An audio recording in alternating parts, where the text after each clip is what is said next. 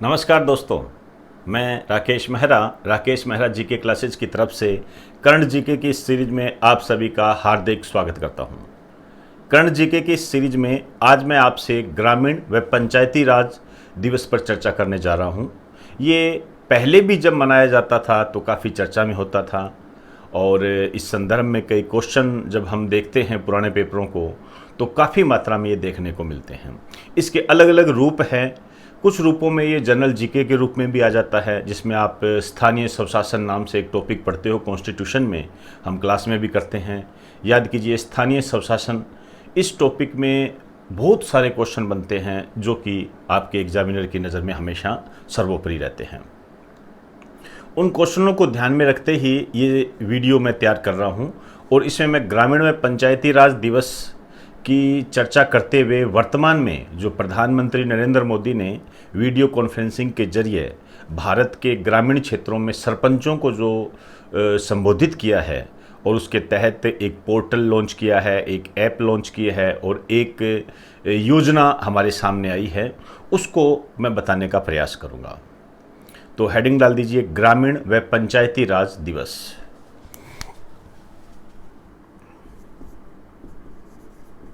ग्रामीण व पंचायती राज दिवस।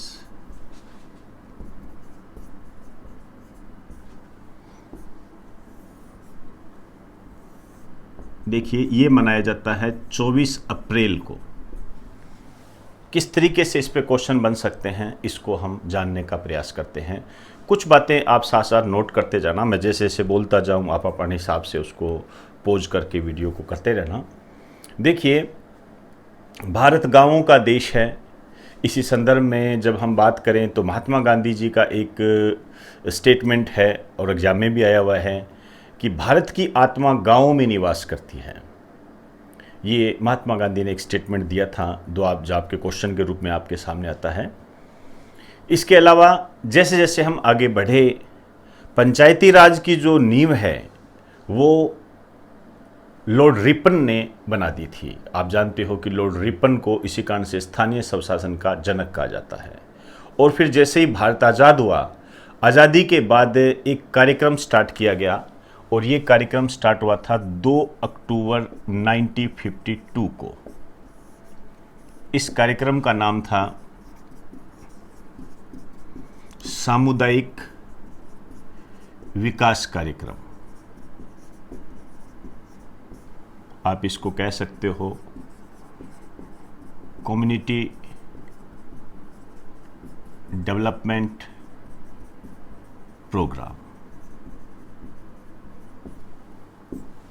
ये जो सामुदायिक विकास कार्यक्रम था, ये भारत के आर्थिक व सामाजिक विकास से संबंधित था। भारत का जो ग्रामीण क्षेत्र है उसको डेवलपमेंट से रिलेटेड था। लेकिन दुर्भाग्यवश ये कार्यक्रम असफल रहा। अब ये कार्यक्रम क्यों असफल रहा, इसकी जांच के लिए एक समिति गठित की गई थी, बलवंत राय मेहता समिति।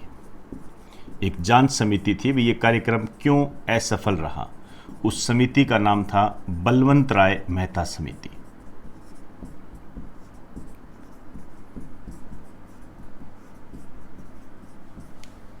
इस समिति ने इस कार्यक्रम के असफल होने के कारणों के बारे में बताया और साथ साथ ये सिफारिश की कि त्रिस्तरीय पंचायती राज व्यवस्था लागू की जाए। तो इन्होंने एक सिफारिश की थी कि इस कार्यक्रम को आप छोड़िए और ये यदि आप लागू कर सकते हो तो ये त्रिस्तरीय पंचायती राज व्यवस्था लागू कर दीजिए।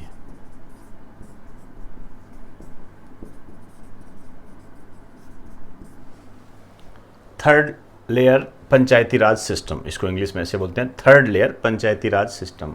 कई सिस्टम तैयार हुए थे इसके तहत। जब हम कहें 3 लेवल बने, एक तो ग्राम स्तर मतलब विलेज लेवल पर, एक ब्लॉक लेवल पर, इसको आप खंड कह सकते हो, और एक जिला स्तर पर।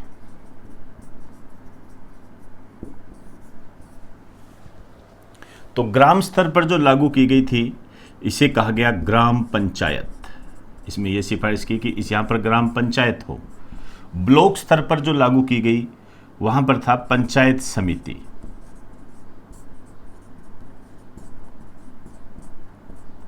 और जिला स्तर पर जिला परिषद थी। अब देखिए ये क्या है, ये जो पंचायती राज है ये राज्य सूची का विषय होता है, इस पर कानून बनाने का अधिकार राज्यों को होता है। इस कारण से प्रत्येक राज्य में इसकी अपनी अलग अलग स्थिति देखने को मिलती है। जैसे हम बंगाल में कहें तो पंचायती राज के 4 स्तर है, खैर वो एक एक्सेप्शनल मान सकते हो आप। 3 स्तर ये माने जाते हैं ग्राम स्तर। अब राजस्थान के संदर्भ में देख लीजिए, यहाँ सरपंच, उप सरपंच, पंच आते हैं, यहाँ प्रधान, उप प्रधान, सदस्य आते हैं, यहाँ पर जिला प्रमुख, उप जिला प्रमुख और सदस्य आते हैं। तो ये सारी बातें आती हैं। अब मैं इस पर चर्चा करने नहीं जा रहा हूँ, मैं सिर्फ ये बात करने जा रहा हूँ कि ये जो सिफारिश है ये लागू जो हुई थी, इसको लागू किया गया था 2 अक्टूबर 1959 को। 2 अक्टूबर 1959 को लागू किया गया। और ये जो लागू हुई थी ये स्थान था बगदरी, नागौर का एक गांव है बगदरी, नागौर राजस्थान। जो बच्चे आरपीएससी की तैयारी कर रहे हैं उनके लिए तो बगदरी भी याद रखना जरूरी है, नहीं तो जो अन्य सेंट्रल लेवल का एग्जाम दे रहे हैं उनको नागौर और राजस्थान दोनों में से ध्यान रखना पड़ेगा। और इसका जो उद्घाटन किया था ये किया था जवाहरलाल नेहरू ने। और जो दूसरा राज्य जहां पर इसका उद्घाटन किया गया ये था आंध्र प्रदेश। ध्यान रखना आंध्र प्रदेश है, आप आंध्र प्रदेश ही लिखना, मैंने एपी लिखा है, बाद में कहोगे कहीं अरुणाचल प्रदेश तो नहीं, तो ध्यान रखें आंध्र प्रदेश था ये। और यहाँ वैसे इसको 2 अक्टूबर 1959 को किया गया था। ये 2 राज्य जो है एक साथ पूछे गए हैं, बहुत बार देखा है मैंने एग्जाम में। सबसे पहले कौन से राज्य थे जहाँ पंचायती राज व्यवस्था को लागू किया गया था, तो ये यहाँ पर लागू हुआ था।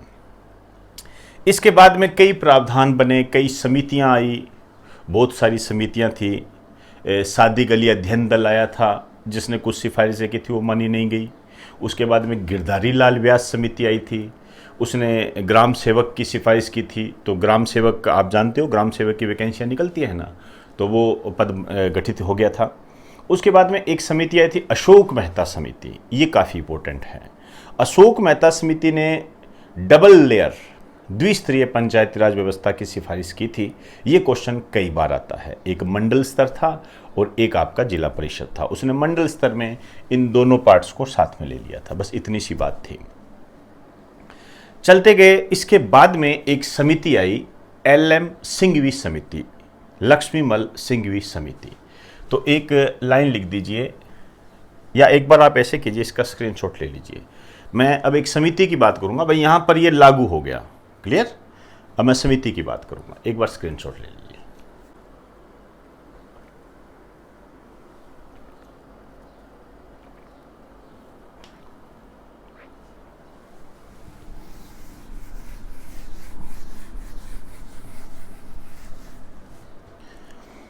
अब देखिए, सादी गली अध्ययन दल, गिरधारी लाल व्यास समिति, अशोक मेहता समिति। इसके बाद में जो हमारे सामने एक समिति आई 1985 में गठित की गई थी, लक्ष्मीमल सिंघवी समिति।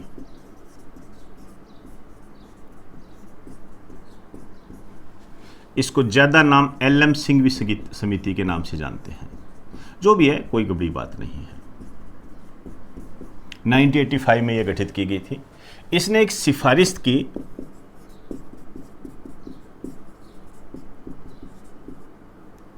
कि जो पंचायती राज संस्थाएं हैं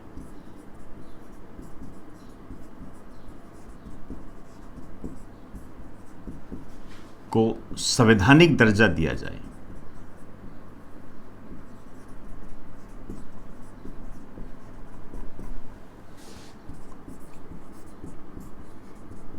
संवैधानिक दर्जा दिया जाए, कॉन्स्टिट्यूशनल स्टेटस बोलते हैं इसको।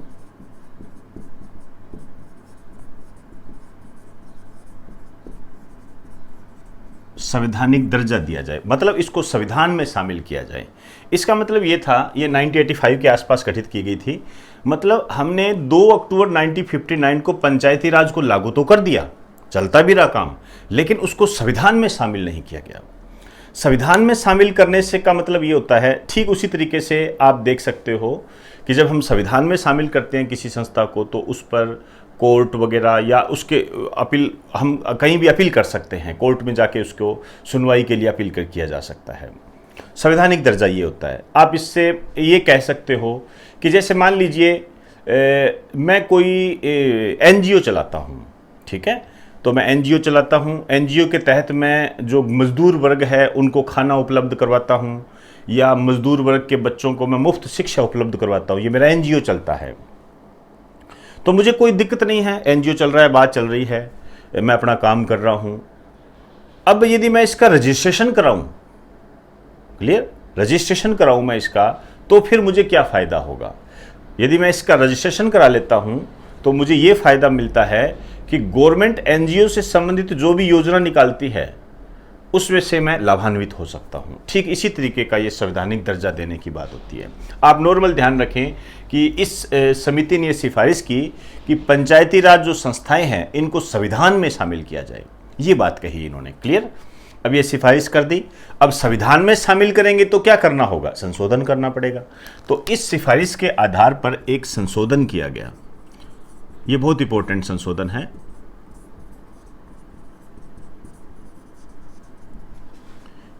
अमेंडमेंट बोलते हैं संशोधन को। ये था 73वां संविधान संशोधन, कॉन्स्टिट्यूशन अमेंडमेंट 1992, 73वां संविधान संशोधन था। अब देखिए 73वां संविधान संशोधन में बहुत सारी बातें हुई।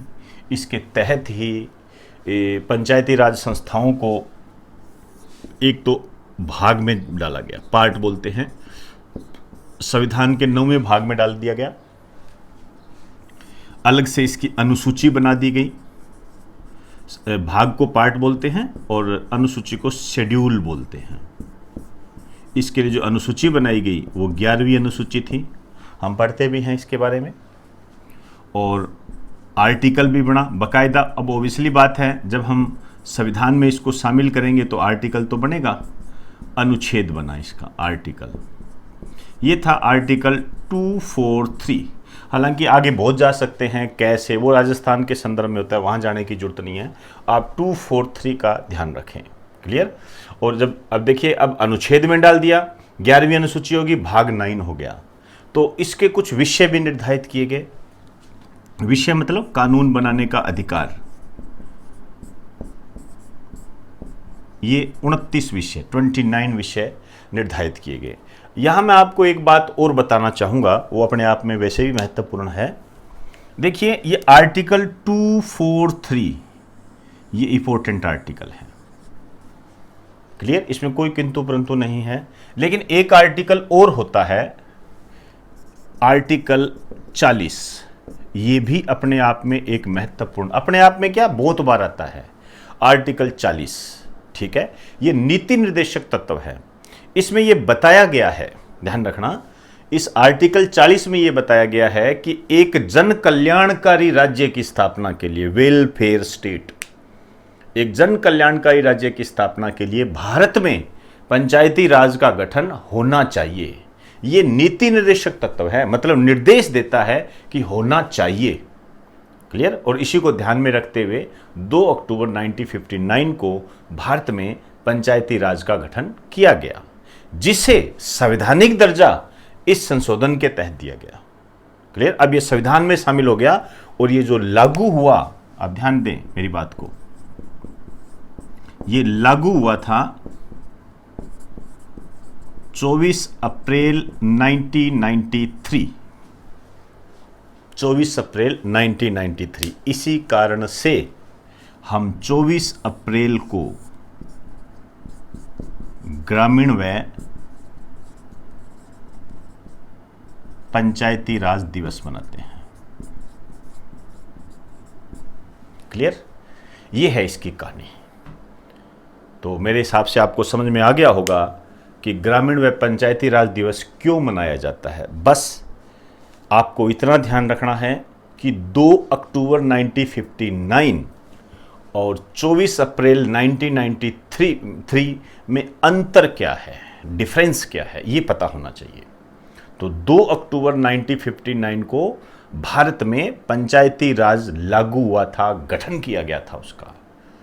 जबकि 24 अप्रैल 1993 को एल.एम. सिंघवी समिति की सिफारिशों के आधार पर पंचायती राज संस्थाओं को संवैधानिक दर्जा दिया गया था। संवैधानिक दर्जा देने का मतलब क्या होता है?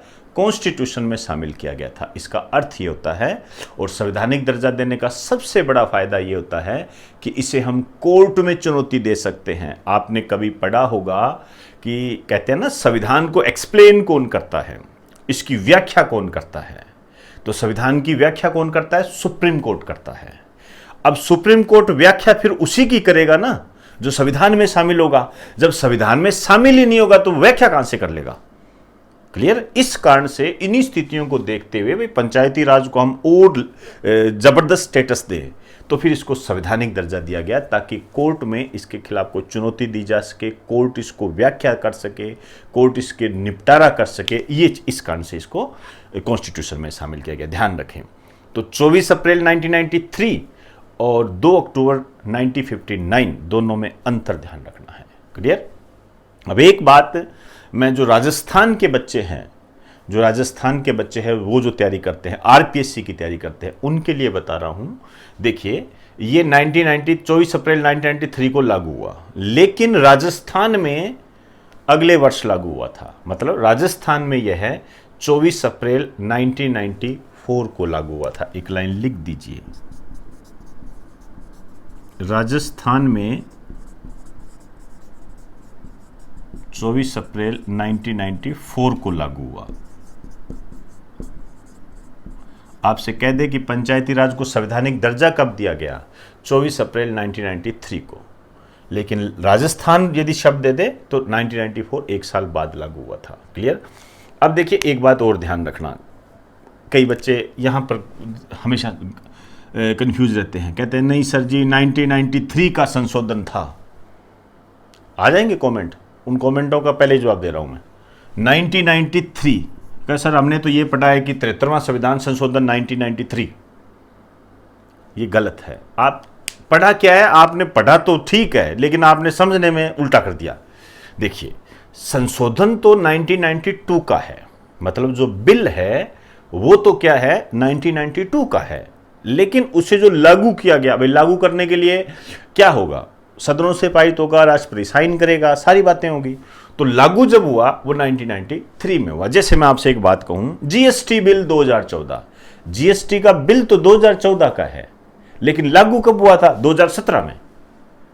क्लियर? ऐसे होता है ये सारा। तो मेरे हिसाब से आप इस टॉपिक को अच्छे तरीके से समझ गए होंगे। अब मैं बात करूंगा कि 24 अप्रैल 2020 को प्रधानमंत्री नरेंद्र मोदी ने वीडियो कॉन्फ्रेंसिंग के जरिए एग्जामिनर के दिमाग में कौन कौन से क्वेश्चन डालने वाली बातें कही है, उसकी मैं अभी बात करूंगा। एक बार आप स्क्रीनशॉट ले लीजिए।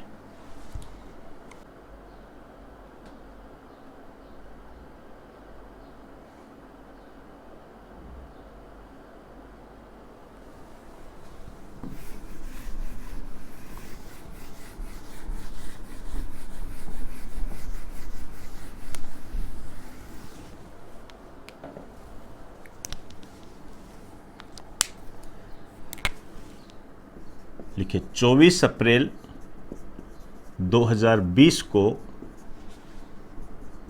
प्रधानमंत्री नरेंद्र मोदी ने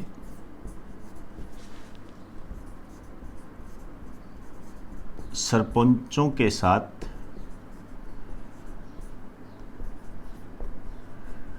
वीडियो कॉन्फ्रेंसिंग की।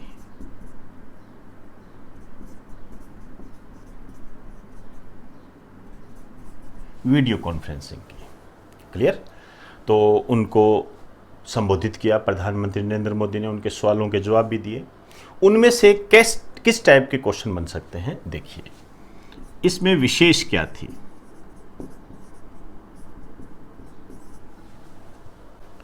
एक तो ई स्वराज पोर्टल और दूसरा ई Gram Swaraj portal, Gram Swaraj app application. ये इन्होंने लॉन्च की। दो बातें हमारे सामने आई, ई स्वराज पोर्टल और ई ग्राम स्वराज ऐप। देखिए दोस्तों, पोर्टल क्या होता है और ऐप क्या होती है। ऐप तो जैसे मान लीजिए आप मोबाइल में इसको डाउनलोड कर सकते हो, तो ऐप हो गई ये, ठीक है। पोर्टल क्या होता है, वेबसाइट होती है, एक तरीके की वेबसाइट होती है, और ये ऐप होती है। ऐप आप जैसे मोबाइल में डाउनलोड कर दिया, जैसे गाना ऐप आता है ना, गाना, वो ऐप होती है, ठीक है। और वेबसाइट में आप कोई गाने को सर्च करते हो तो वो पोर्टल हो जाता है। क्लियर। और इसमें क्या है, इन दोनों में ही आपको परेशान होने की कोई बात नहीं है, दोनों का उद्देश्य एक ही है। इसमें ग्राम पंचायत से संबंधित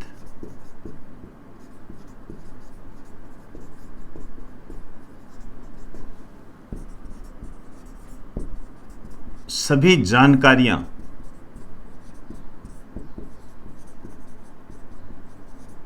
उपलब्ध होगी। सभी जानकारियों का मतलब जैसे कोई भी, जैसे सरपंच के द्वारा किए गए काम, मतलब ग्राम पंचायत ने कौन कौन से काम किए हैं, कितना है फंड, कितना फंड पड़ा है, कितना फंड लिया गया, वो सारी डिटेल इसके अंदर होगी। क्लियर। तो ई स्वराज पोर्टल और ई ग्राम स्वराज ऐप दोनों का संबंध ग्राम पंचायत की जानकारी उपलब्ध कराने से संबंधित है। जानकारी से मतलब यहां पर ग्राम पंचायत से संबंधित फंड कितना है, कितना खर्च किया गया, इसके अलावा सरपंच ने कौन कौन से काम करवाए, किस काम के लिए अनुबंध किया गया है, कौन सा काम प्रोसेसिंग में है, सारी बातें इसके अंदर होगी। क्लियर। तीसरी जो इन्होंने एक बात कही, एक स्वामित्व योजना।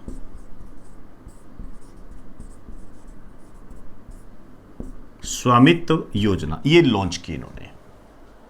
देखिए, इस योजना में क्या है कि गांव में जो संपत्ति से संबंधित जो विवाद होते हैं, आप देख लीजिए, जमीनी विवाद हर गांव में आपको मिल ही जाएगा। ऐसा है ही नहीं कि यहाँ कोई जमीनी विवाद नहीं है। दो भाइयों का विवाद, पड़ोसियों का विवाद, इसने यहाँ दीवार निकाल दी, उसने वहाँ दीवार निकाल दी, फलाना देखना, सब चीज़ें चलती रहती है। लेकिन यहाँ पर यह बात कही गई कि जो ज़मीनी विवाद है, जो संपत्ति से संबंधित विवाद है, उनका निपटारा किया जाएगा ड्रोन के माध्यम से।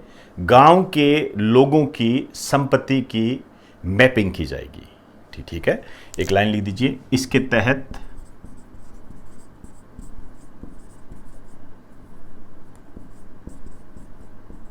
ग्रामीण क्षेत्रों में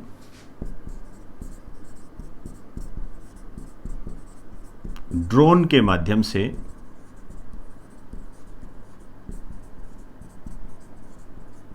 संपत्ति मतलब प्रॉपर्टी, संपत्ति की मैपिंग करते हुए विवादों का निपटारा किया जाएगा।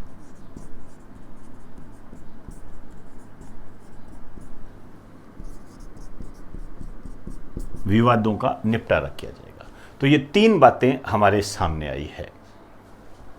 एक बात और है, आंकड़ा है, कहीं काम आ जाए। चौथा लिख दीजिए। केंद्र सरकार ने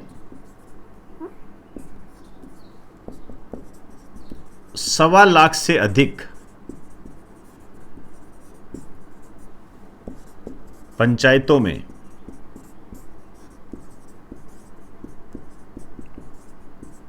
ब्रॉडबैंड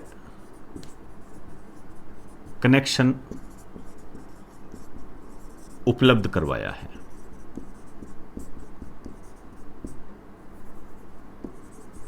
ब्रॉडबैंड कनेक्शन उपलब्ध करवाया। ऑब्वियसली बात है, यदि हम ये पोर्टल लॉन्च कर रहे हैं, ऐप लॉन्च कर रहे हैं, तो इनको चलाने के लिए इंटरनेट तो चाहिए। और इंटरनेट यदि धीमी गति का होगा तो आप जानते हो कि भारत के किसान वैसे ही उसको पसंद नहीं करेंगे। और सारी बातें होती है, यदि हम डिजिटल इंडिया को बढ़ावा देना है तो हमें इस उद्देश्य को भी पूरा करना पड़ेगा। यदि ये उद्देश्य नहीं होगा तो ये लॉन्च करने का कोई फायदा नहीं होगा। इसके अलावा गांव के लोगों को डिजिटल रूप से साक्षर भी करना होगा, जिसके तहत प्रधानमंत्री डिजिटल साक्षरता कार्यक्रम चलाया भी जा रहा है। राजस्थान के संदर्भ में आप देखोगे तो एक ई सखी योजना चली थी, ई सखी योजना, उसमें जो 12वीं कक्षा या 11वीं कक्षा की जो लड़की है वो घर घर जाकर गांव के लोगों को, ग्रामीण क्षेत्र के लोगों को ऐप के बारे में बताती है, डिजिटलीकरण के बारे में बताती है कि इसका इस्तेमाल आप कैसे कर सकते हो। ये योजना चली थी। तो ये ब्रॉडबैंड कनेक्शन, ये थोड़ा कभी काम आ सकता है आपके। और ये तीनों चीज़ें काफ़ी इंपॉर्टेंट है, ध्यान रखना। ये स्वामित्व योजना अपने आप में एक महत्वपूर्ण है। ड्रोन के माध्यम से मैपिंग करेंगे प्रॉपर्टी की और फिर हम उसको जो भी विवाद है उनका निपटारा करने का प्रयास किया जाएगा। तो एक बार आप इसका स्क्रीनशॉट ले लीजिए। तो दोस्तों, आज हमने ग्रामीण व पंचायती राज दिवस को जानने का प्रयास किया। इसके काफ़ी अंदरूनी तह तक जाकर मैंने इसको बताने का प्रयास किया है। हालांकि रिटर्न नहीं किया मैंने, लेकिन फिर भी आप समझ गए होंगे मैंने पूरी कहानी के तहत इस दिवस को बताने का प्रयास किया है। अब ये आपके कितना समझ में आया है ये तो आप मेरे से ज़्यादा आप जानते हो, और यही कहूँगा कि थोड़ा सा भी ना समझ में आए तो एक बार और सुन लीजिए। आप मान के चलिए, यदि आप दोबारा सुनोगे तो आपको एक बदला हुआ रूप मिलेगा, ऐसा मेरा मानना है। हालांकि कईयों को कोई फीलिंग नहीं आएगी, वो एक अलग बात होती है। तो ये थोड़ा ध्यान रखें। और इसको ग्रामीण में पंचायती राज जो दिवस मैंने ये बताया है, खासकर मैं क्लास के स्टूडेंट को सजेस्ट करना चाहूँगा कि जहाँ मैंने आपको स्थानीय सुशासन करवाया था कॉन्स्टिट्यूशन के चैप्टर में, वहाँ पर आप इतनी बात को ऐड करते हैं, ये ऐड करते हैं।